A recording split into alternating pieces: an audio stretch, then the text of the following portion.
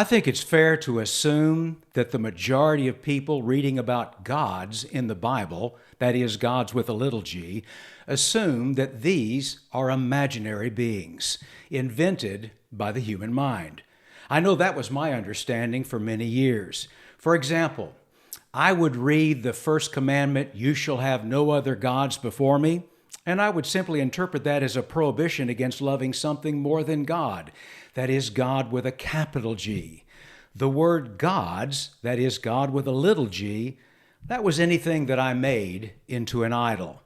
And you know, that way of reading the Bible worked for me. It made sense to me. Small g gods did not exist, and I had no reason to think otherwise until I was challenged to read Psalm 82, verse 1. God has taken his place in the divine council. In the midst of the gods, he holds judgment.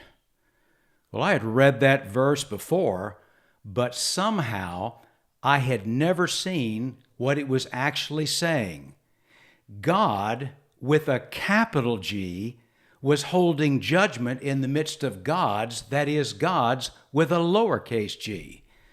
What am I to do with that? Well, it threw me, and I didn't know what to do with it. And then it was at this juncture that my mind went back to that first commandment that I mentioned at the very beginning of this video. You shall have no other gods before me. And a question formed in my mind. Did Moses really believe that the gods of the first commandment were actually real? And then I recalled Passover night, the night of Israel's deliverance from Egypt, where Yahweh tells the Hebrew people, "I will pass through the land of Egypt that night, and I will strike all the firstborn in the land of Egypt, both man and beast, and on all the gods of Egypt I will execute judgments. I am the Lord." Once again, a verse that I had read many times and had taught repeatedly was now daring me to take it seriously. God, with a capital G, was stating clearly that he would execute judgment on the gods of Egypt, that is, gods with a little g. Well, was I to take it literally? Yahweh certainly was. He was planning to execute judgment on these gods. And if they were not real, then what was the object of Yahweh's judgment? Was he coming down on objects simply made of wood or stone, the idol itself? Well, that seems silly. Was Yahweh threatened by an idol, a physical object that is powerless and can do nothing? Well, I was at an impasse. What do I make of these scriptures? I believe the Bible. I believe it's God's Word. I take it seriously. I had been teaching it for years. But now I was faced with a real dilemma. Are these gods, that is, gods with a little g, are they real? And another question raised on top of this one. Did I really believe the Bible I said I believed? Listen, before I go any further, let me say this. If you want to gain a fuller understanding of the Bible you say you believe, then make sure you subscribe to this channel. I post a new video every week, and I am committed to helping you as well as myself together to grow in our understanding and grasp of God's Word, the Bible. Okay, let's get back to that first commandment in Exodus, "You shall have no other gods before me." At the center of my dilemma was this question: are the gods of the first commandment real? In other words, are they personal beings that exist in the heavens? Most readers of the Bible, including me, have really not given that question a serious consideration. But you know, at this point, I could not ignore it. The Bible I said I believed made that case quite clear. For you, O Yahweh, are most high over all the earth. You are highly exalted above all gods. O Yahweh, God of Israel, there is no God like you in the heavens above or on the earth beneath. The Bible was stating that the gods with a little g were active in the heavens. So it should be no surprise whatsoever that Yahweh would tell the Israelites, "You shall go after no other gods, the gods of the people who are around you." Yahweh was deeply concerned that the Israelites would be tempted to worship the gods in Canaan.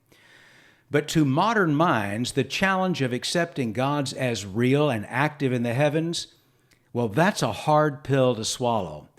And the best way to address this is to demystify the word gods. To do this, we need to go to the Hebrew, the original language of the Old Testament.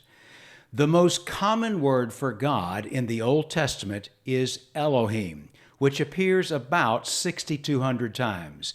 It is a word that is in plural form, yet its meaning can be either singular or plural. For example, the Bible opens with the affirmation that one Elohim created everything. In the beginning, God, Elohim, created the heavens and the earth.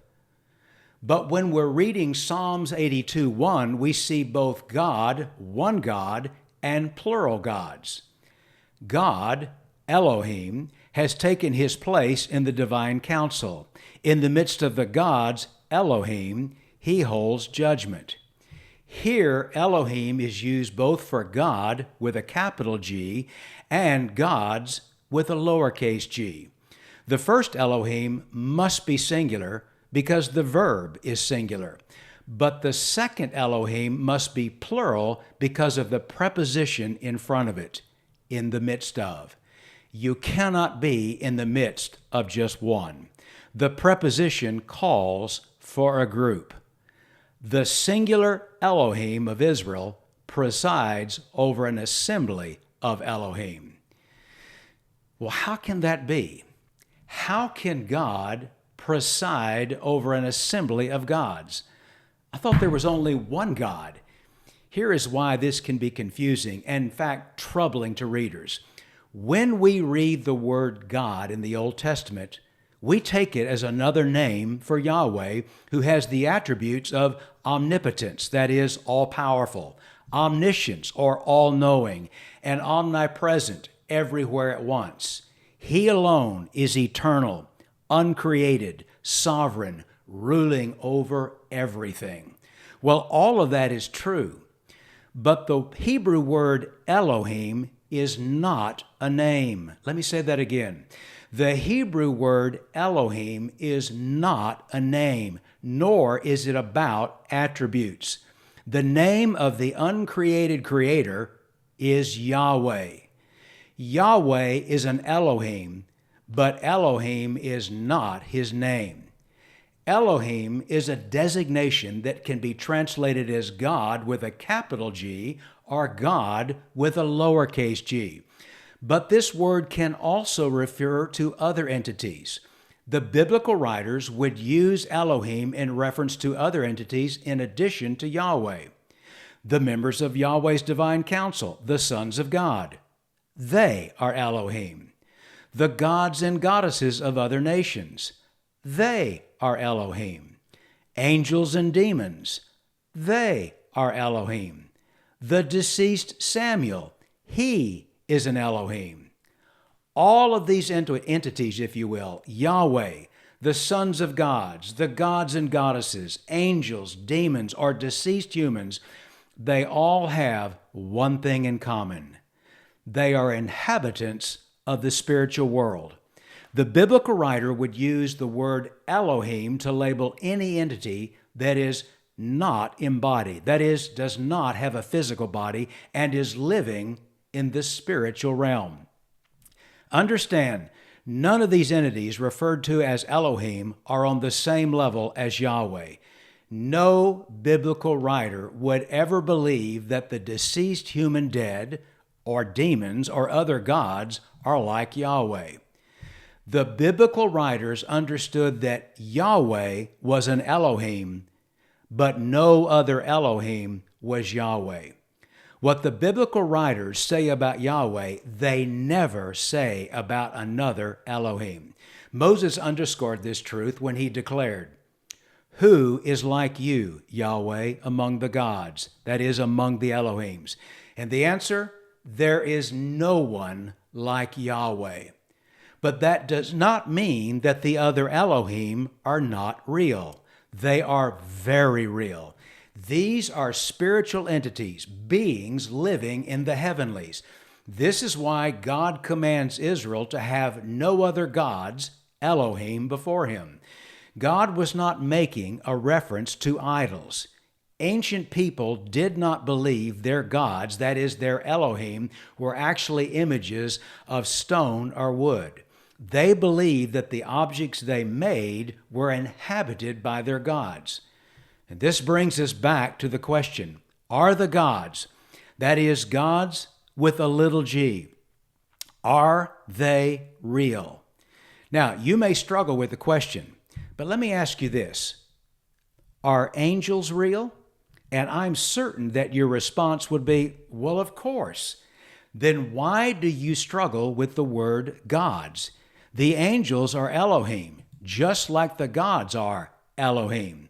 They are both disembodied beings living in a spiritual realm, and they are not Yahweh.